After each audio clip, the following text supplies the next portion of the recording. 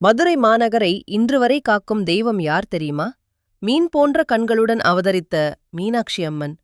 பாண்டிய மன்னன் மலையத்துவஜன் மற்றும் காஞ்சனமாலை தம்பதியர் பல ஆண்டுகள் குழந்தை பாக்கியம் இல்லாமல் தவித்தனர்.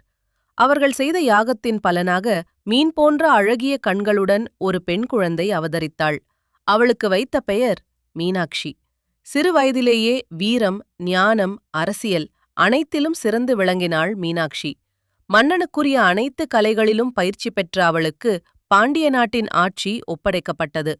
மீனாட்சி அரசியாக ஆட்சி செய்த காலத்தில் சிவபெருமான் சுந்தரேஸ்வரர் வடிவில் மதுரைக்கு வந்தார். இது சக்தியும் சிவமும் ஒன்றாகும் தருணம். மீனாட்சிக்கும் சுந்தரேஸ்வரருக்கும் தெய்வீக திருமணம் நடைபெற்றது. அதுவே இன்று நாம் வணங்கும் மதுரை மீனாட்சி அம்மன் கோயில். இன்றும் மதுரையில் முதலில் பூஜை பெறுவது அம்மனே, அவளே மதுரையின் காவல் தெய்வம். மேலும் இதுபோன்ற பக்தி தகவல்களுக்கு அருள் ஓசை சேனலை சப்ஸ்கிரைப் செய்யுங்கள்.